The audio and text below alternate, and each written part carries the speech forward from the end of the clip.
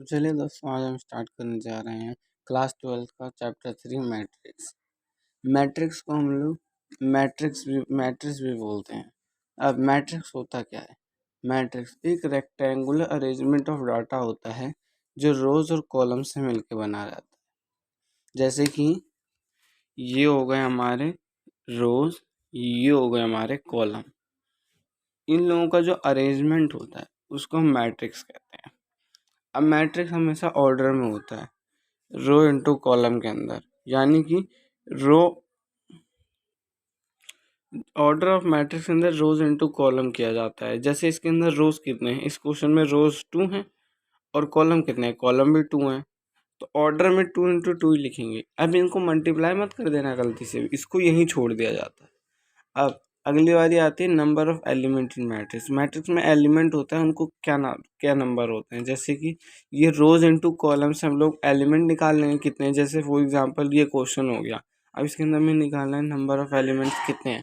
तो इसमें 2 रोज हैं और 2 ही कॉलम्स है। तो इन लोगों को जो मल्टीप्लाई होता है उसको नंबर ऑफ एलिमेंट्स कहते हैं।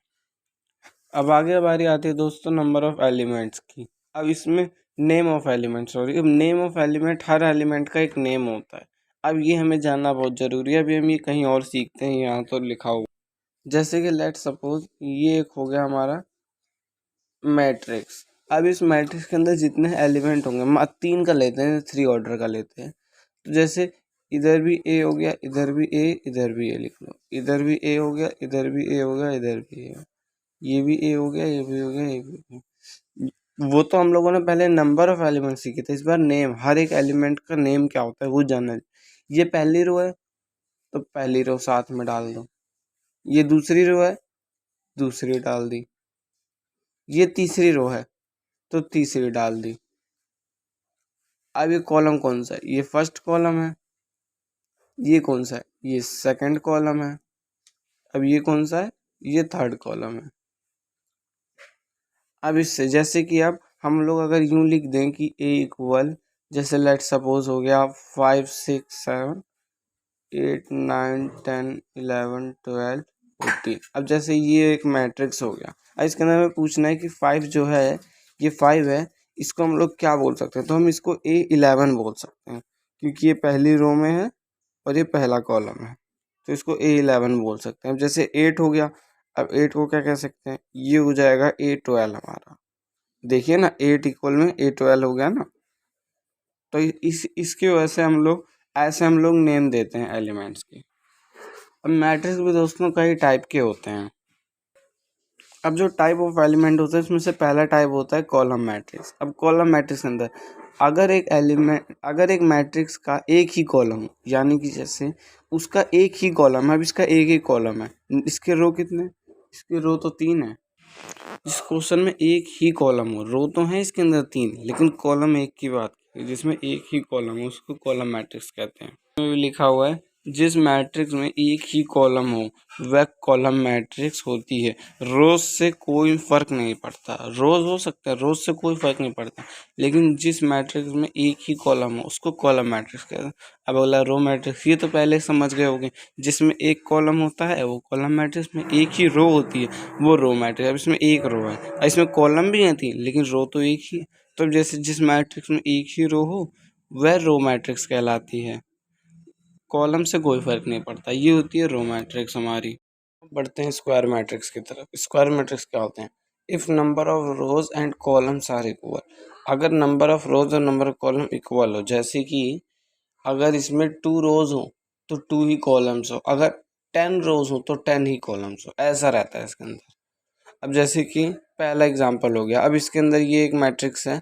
अब इसके अंदर रोज और कॉलम इक्वल होने चाहिए। अब इसके अंदर कितने हैं, 2 रोज है, 2 ही कॉलम है, तो स्क्वायर मैट्रिक्स हो गया। अब जैसे ये वाला एग्जांपल हो गया, अब इसके अंदर क्या है, अब इसके अंदर 3 रो है लेकिन कॉलम भी तो 3 है, तो ये भी स्क्वायर मैट्रिक्स। ऐसा मत समझ, स्क्वायर मतलब ये होता है कि नंबर ऑफ रोज और नंबर ऑफ कॉलम बराबर हो, यानी जितनी रोज हो उतने ही कॉलम हो। जैसे कि अगर यूं हो गया फॉर एग्जांपल कि अगर ये है, एक सेकेंड, अगर इधर हो गया 5 4 6 9 8 7, अब ये स्क्वायर मैट्रिक्स नहीं है, अब इसके अंदर 2 रोज हैं लेकिन कॉलम्स तो 3 हैं, तो ये स्क्वायर मैट्रिक्स निकला। यानी कि रोज और कॉलम्स दोनों इक्वल हों। अब जैसे इसमें भी रोज और कॉलम इक्वल है, आप लोगों के मन में एक बात जरूर आ रही है कि वन क्या है। अब वन की भी रोज और कॉलम्स इक्वल है, तो ये भी स्क्वायर मैट्रिक्स होगा। कैसे? इसमें एक ही रो है और एक ही कॉलम है, तो इस वजह से स्क्वायर मैट्रिक्स कहलाएगा। जब नंबर ऑफ रोज और कॉलम्स इक्वल होते हैं एक दूसरे के, तो उसको स्क्वायर मैट्रिक्स कहते हैं। अगला चलते हैं हम लोग डायगोनल मैट्रिक्स में। अब डायगोनल मैट्रिक्स क्या होता है? लिख, if non diagonal matrix elements are zero. Non diagonal matrix element are zero, इसका मतलब क्या है? जैसे कि डायगोनल आप लोगों को पता होगा कि डायगोनल डायगोनल सीधा यूं करके जाता है। तो इसके अंदर अभी देखिए, ये एक मैट्रिक्स हो गया, अब इसके अंदर डायगोनल यूं है, तो ये डायगोनल मैट्रिक्स है। देखिए ना, यूं करके जो जाता है। अब ये जो ये डायगोनल के साथ डायगोनल पे जो है, उन एलिमेंट्स को सारे छोड़ के सारे एनिमल जीरो हैं। नॉन डायगोनल यानी जो डायगोनल पे नहीं है, डायगोनल पे ये है, अब इधर वाले डायगोनल पे नहीं है, तो ये नहीं होंगे। तो वो होगा डायगोनल मैट्रिक्स जिसमें सिर्फ डायगोनल पे होंगे एलिमेंट्स और इन सब पे जीरो ही होंगे, वो डायगोनल मैट्रिक्स। तो अगर हम लोग मान लें कि इधर जीरो की जगह 1 2 इधर भी कोई काउंटिंग होती, तो सिर्फ मैट्रिक्स कहलाता, डायगोनल मैट्रिक्स नहीं कहलाता। अगले पे हम चलते हैं, स्केलर मैट्रिक्स। स्केलर मैट्रिक्स का होता है जिस डायगोनल के सारे एलिमेंट सेम हो, उसे स्केलर मैट्रिक्स कहते हैं। अब जैसे कि डायगोनल तो हमने सीख लिया था, जो यूं करके जाता है। अब इसके अंदर भी कैसे जा रहा है? अब इसके अंदर भी यूं करके जा रहा है। अब इसके अंदर देखिए, स्केलर मैट्रिक्स के अंदर पहला ये जो एलिमेंट हो गया, ये एलिमेंट हो गया, ये एलिमेंट हो गया, तीनों सेम है। अब जैसे कि इसमें मैं यूं भी बोल सकता हूँ कि A11 A22 और A33 ये तीनों सेम है। अभी बताया था ना आपको कुछ टाइम पहले, कहाँ गया ये नेम ऑफ एलिमेंट, कि हर एलिमेंट का नेम कैसे देते हैं। तो ये पहला रो और पहला कॉलम, ये हो गया, ये हो गया, ये हो गया। अब ये तीनों इक्वल होने चाहिए, यानी कि अगर इधर 1 है तो इधर भी 1 होना चाहिए, इधर भी 1 होना चाहिए। अगर इधर 1 है, इधर भी 1 है और इधर 2 हो गया, तो ये नहीं कहलाएगा स्केलर मैट्रिक्स। ये बात याद रखिएगा, ये स्केलर मैट्रिक्स नहीं कहलाएगा। तीनों एलिमेंट सेम होने चाहिए, या तो इधर 2 हो, 3 हो, 4 हो, जो मन वो हो, लेकिन ये तीनों सेम होने चाहिए और बचे हुए बाकी तो एलिमेंट जीरो होने चाहिए, इसकी कोई बात नहीं। अब ये है आइडेंटिफाई मैट्रिक्स। आइडेंटिटी मैट्रिक्स हो, अब जिस डायगोनल में सारे एलिमेंट्स 1 हो, वह आइडेंटिटी मैट्रिक्स कहलाता है। अब जैसे ये एक मैट्रिक्स हो गया, अब इसके डायगोनल पे कितने हैं, जितने एलिमेंट है सब 1 है, तो ये कहलाएगा आइडेंटिटी मैट्रिक्स। अब एक चीज आप लोग सोचिए, अगर इधर वाले स्केलर मैट्रिक्स में 1 होता, तो आप इसको क्या कहते हैं? तो आप इसको आइडेंटिटी मैट्रिक्स कहते हैं, इसको स्केलर मैट्रिक्स नहीं कहते। स्केलर मैट्रिक्स 1 के आगे चालू होता है, इसके अंदर ओनली 1 और बचे हुए जितने एलिमेंट्स हो गए वो सारे जीरो होने चाहिए। और हाँ, इसको हम लोग आई की फॉर्म में भी लिखते हैं। जैसे इधर अगर हम लोगों को ये आइडेंटिटी मैट्रिक्स है, तो इधर ए नहीं, इधर हम आई लिखेंगे। इट्स रिप्रेजेंट फ्रॉम आई से इसको डिनोट करा जाता है। अब बात आती है जीरो मैट्रिक्स की। अब जीरो मैट्रिक्स क्या होता है? जिस डायगोनल में सारे एलिमेंट जीरो हों। ये तो खैर जिस डायगोनल में सारे एलिमेंट जीरो हैं, अब ये डायगोनल हो गया, इसके सारे एलिमेंट जीरो हैं, ये भी जीरो है, तो ये जीरो मैट्रिक्स हो गया। अब अगर हम यूं मान लें कि ये है जीरो और इधर है 1 1 1 2 1 2, अब ये क्या है? ये बात आती है, लेकिन ये भी जीरो मैट्रिक्स कहलाए क्योंकि डायगोनल में तो जीरो है, इस वजह से ये भी जीरो मैट्रिक्स कहलाएगा।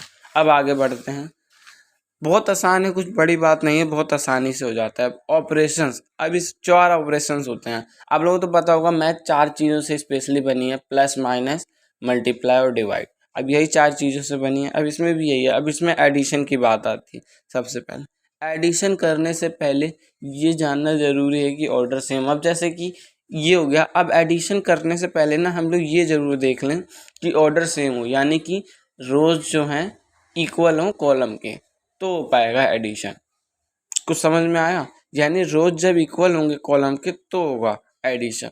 जैसे कि इधर रोज और कॉलम इक्वल, अब एडिशन में नंबर ऑफ रोज और नंबर ऑफ कॉलम इक्वल होते हैं। जैसे एग्जांपल, अब ये एग्जांपल ले लेते हैं जो पहले था 2 3 4 5। अब इसके 2 इंटू 2 ऑर्डर बनेगा क्योंकि 2 रोज है और 2 कॉलम है। इसके अंदर भी 2 इंटू 2 है। अब जैसे a प्लस बी हमें करना है, इन दोनों को प्लस करना है, तो हम सीधा सीधा पहले एलिमेंट को और इधर के पहले एलिमेंट को इन्हीं को प्लस कर देना होता है, इसको प्लस कर देना होता है। ये बहुत आसान है, सिंपल, हम लोगों को बस प्लस कर देने होते हैं। बस इसके एडिशन के अंदर तो कुछ नहीं है, बस हमें ये प्लस करने से पहले ये जानना ज़रूरी है कि ऑर्डर सेम होने चाहिए। तो चलिए दोस्तों अब बढ़ते हैं सब्ट्रैक्शन पे।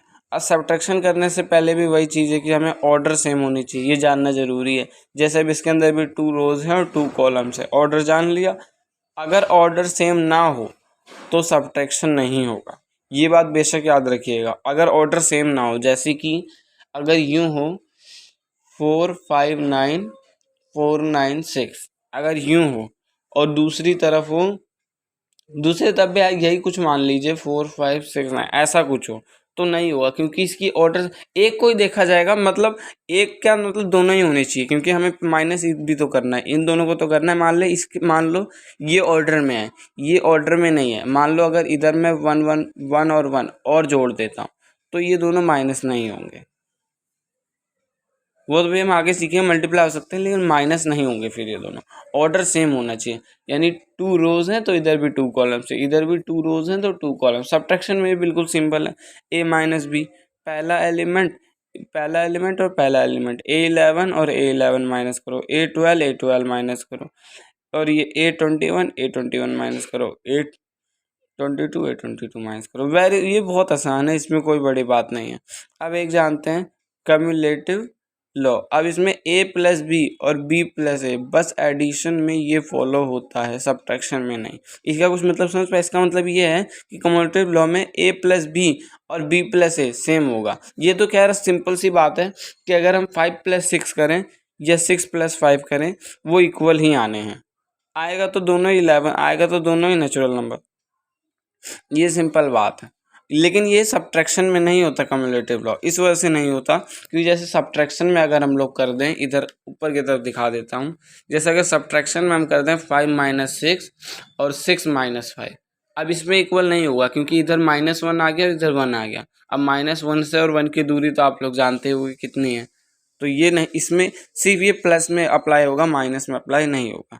अब एसोसिएटिव लॉ, इसमें a plus b b plus c, b plus c bracket में रहेगा, पहले इन्हें करना है फिर इससे इसको करना है, और a plus B bracket close C. अब this is only used in addition not in subtraction. ये भी वही बात है, सब्ट्रैक्शन में इक्वल आ नहीं सकता अगर हम आगे पीछे कर दें तो। इसका भी आगे एग्जांपल मैं आपको दिखा दूंगा। अब हम बढ़ते हैं मल्टीप्लिकेशन पे। अब यहाँ से आता है मेन चैप्टर स्टार्ट, क्योंकि यहाँ से मतलब वो बात आती है कि यहाँ से कोई चैप्टर चालू हुआ। यहाँ तक तो कुछ नहीं था, एडिशन सब्ट्रैक्शन। अब ये आप लोगों को सीख लोगे ना तो आप समझ लीजिए आपने मैट्रिक्स चैप्टर कर लिया, कोई बड़ी बात नहीं है इसको भी सीखना। इसके अंदर रोज और कॉलम्स होते हैं, और इसको मतलब मैं इसमें से नहीं पढ़ाता हूँ, मैं इसमें से पढ़ाता हूँ। ऐसे एग्जाम्पल ये दोनों हो गए। तो अब इसका पहला एलिमेंट और इसका पहला एलिमेंट मल्टीप्लाई करा, कर दिया। अब इसका पहला एलिमेंट और इसका पहला एलिमेंट मल्टीप्लाई किया। अब यूँ सोच रहे होगे कि मैंने इसको इससे क्यों नहीं किया। असल में ये रोज इंटू कॉलम से कॉलम मल्टीप्लाई होते हैं, यानी कि ये तो हो गई हमारी रोज और ये हो गई हमारी पहली कॉलम।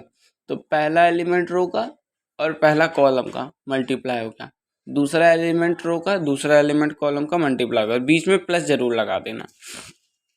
अब इसी को ये, अब इससे तो हो चुका है, अब इससे भी, इस वाली रो से भी, इस वाले कॉलम से भी तो होगा। अब इसमें 6 3 जा वो 6 2 जा 12, और ये 3 1 जा 3। अब ये इधर आ गया। अब इधर 4 3 जा 12 और 5 2 जा 10। अब 4 6 जा 24 और 5 1 जा 5। अब इन सबको आप प्लस कर दीजिए, ए बी मल्टीप्लिकेशन आ चुकी है। मल्टीप्लिकेशन भी कोई बड़ी बात नहीं है, आपको बस रोज इनटू कॉलम करना है और कुछ नहीं करना है, वेरी सिंपल। जैसे एक एग्जांपल मैं देख लेता हूँ वरना आप लोगों को परेशानी होगी।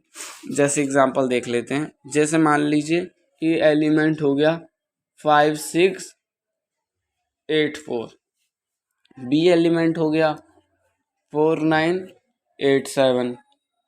ये मान लिया। अब सबसे पहले मल्टीप्लिकेशन से पहले देख लो, ऑर्डर सेम है, ऑर्डर तो सेम है। हाँ, लेकिन ये सिर्फ एडिशन और सब्ट्रैक्शन में होता है, इसमें ऑर्डर सेम ना हो तो भी हो जाते हैं।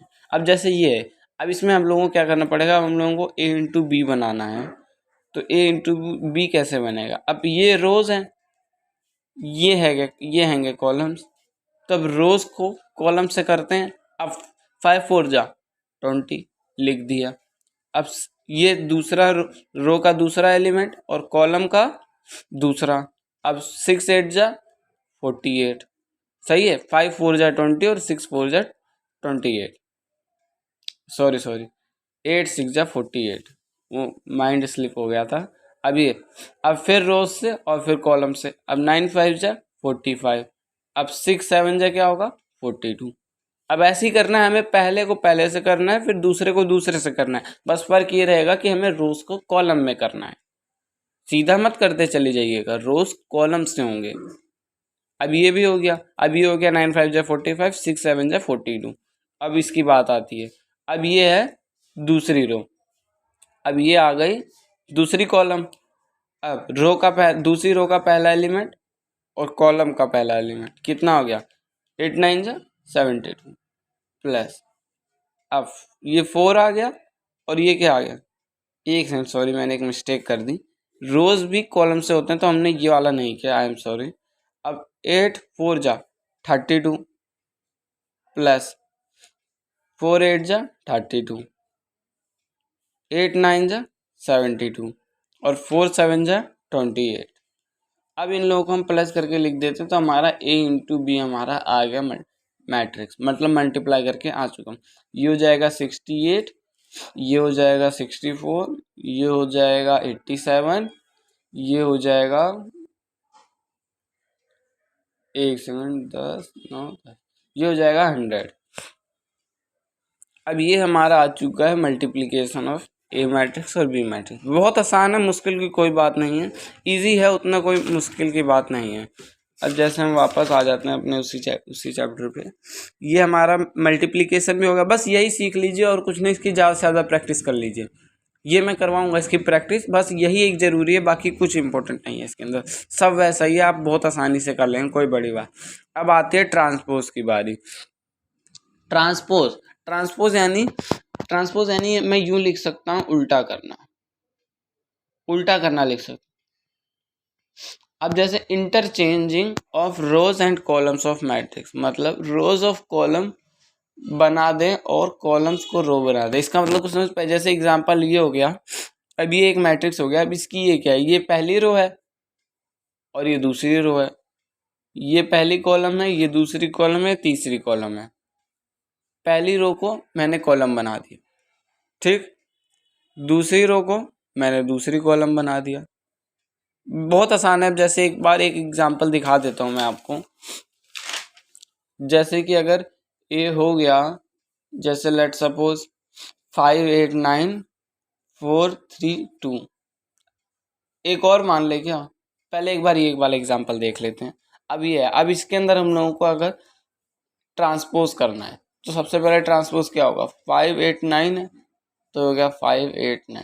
ट्रांसपोज आप यूं लिख सकते हैं ऐसे करके, ये ट्रांसपोज हो जाता है।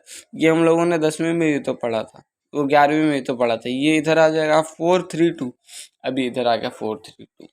अब कितने रोज रहे, अब 3 रोज हो गए और कॉलम 2 हो गए। अब इधर 3 इंटू 2 का ऑर्डर बना, क्योंकि 3 रो हो गए और 2 कॉलम हो गए। अब इधर क्या था, इधर 2 रो थी और 3 कॉलम थे, हो गए ना चेंज। बस आप कुछ नहीं करना है, बस जो रो होगी उसको आपको कॉलम बना देना है, जो दूसरी रो होगी उसको दूसरे कॉलम बना देना है, बस, और कोई बड़ी बात नहीं है इसके अंदर भी। अब जैसे अगर ए ट्रांसपोज का भी ट्रांसपोज निकालें तो वापस ए आ जाएगा। अब ये आप लोगों को अभी एक बार समझा के दिखाता हूँ मैं।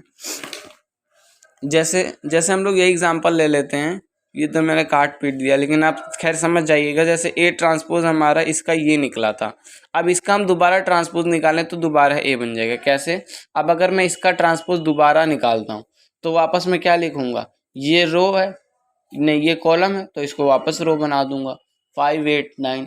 अब ये दूसरी कॉलम है, इसको दोबारा रो बना दूंगा 4 3 2, हो गए ना दोनों एक बार।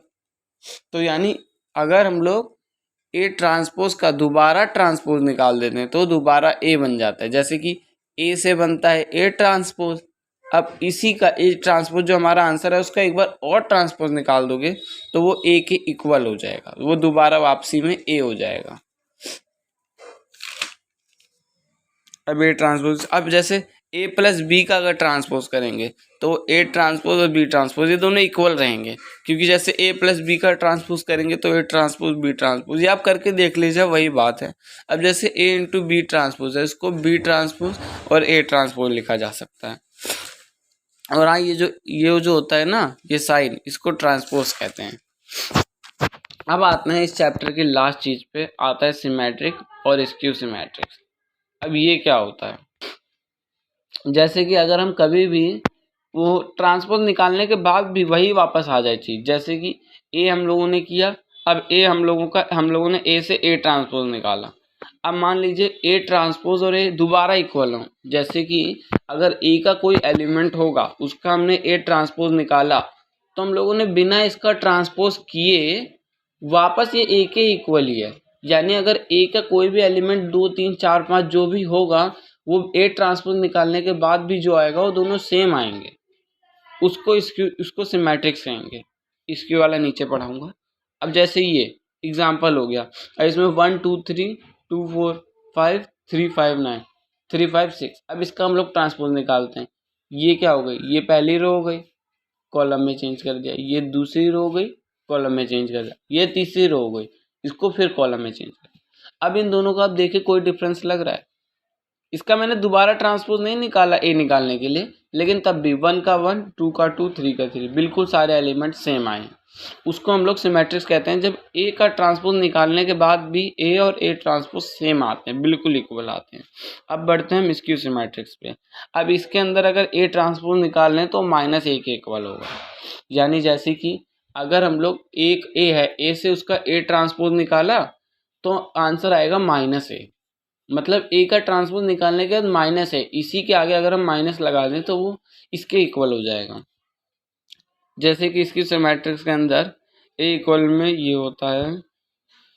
बाकी अब ये आते हैं इधर। अब ये कुछ प्रॉपर्टीज होती हैं, ये जान लीजिए। A plus A transpose skew symmetric होता है, A minus A transpose skew symmetric. ये सिमेट्रिक होता है और ये स्क्यू सिमेट्रिक, अभी मैंने आप लोगों को बताया था।